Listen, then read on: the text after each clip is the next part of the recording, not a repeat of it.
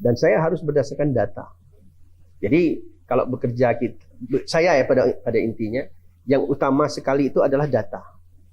Karena dengan data kita bisa melakukan sesuatu dan ketika kita mau mengukurnya nanti berhasil atau tidaknya bisa terukur. Karena kita ada basic datanya. Jadi data sebelum kita melakukan sesuatu kebijakan dengan data yang sudah kita mau, misalnya kita mau evaluasi melihat hasilnya sejauh apa, itu selalu kita bermain di situ. Nah, dan saya kepengen tuntas. Untuk tuntas ini kita perlu cepat. Makanya terkadang banyak kawan-kawan di ASN ini yang tidak sepaham merasa dia berada di zona yang tadinya nyaman sekali. Santai mungkin ya, bekerja apa adanya, tidak ada target, maksud saya target kinerja. Ya wajar saja mereka berontak. Tapi berontak pada hal-hal yang keliru, yang tidak bagus, yang tidak sesuai dengan aturan kan tentunya tidak didukung oleh banyak orang. Nah, tapi saya bersyukur kebanyakan para kawan-kawan yang bekerja sama dengan saya dan Pak Abdul Fattah ini rata-rata kebanyakan enjoy. Nah, mencari orang yang sepaham inilah yang mungkin kita perlu bisa mengimbangi Bapak.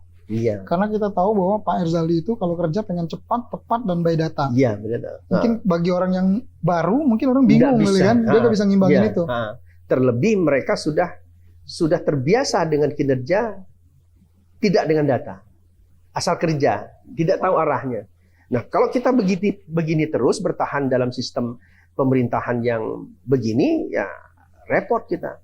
Tapi saya bersyukur. Kenapa? Ketika saya menjadi gubernur ini, aturan-aturan pendukung yang dikeluarkan oleh pemerintah pusat itu sesuai dengan apa yang saya inginkan. Seperti misalnya sejalan berarti Pak, sejalan. Basic kinerja ASN sekarang dengan by merit system ini, semua udah sangat luar biasa dan didukung sekali. Seperti misalnya waktu saya masuk 2017, kalau tidak salah ya datanya ini, belanja pegawai dengan belanja modal itu berbandingnya sangat nggak bagus sekali. Dompleng jauh. 63, 37 kalau nggak salah. 63 belanja, 60 belanja pegawai, 40 belanja modal.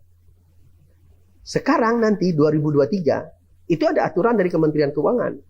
30% belanja pegawai, 70% belanja modal.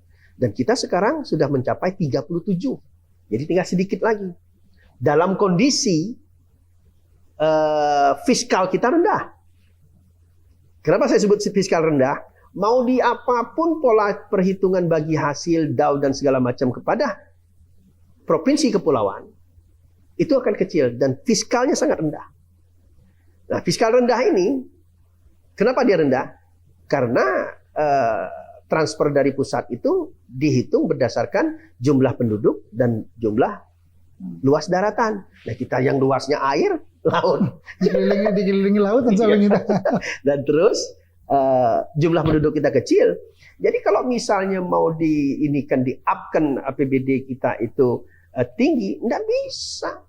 Kecuali kalau kita berusaha untuk mendapatkan PAD yang lebih besar. Nah, makanya di PAD, saya masuk waktu itu PAD kalau nggak salah berkisar ya 600 miliar. 600 miliar. Sekarang sudah lebih dari hampir 1,2 triliun. Wow.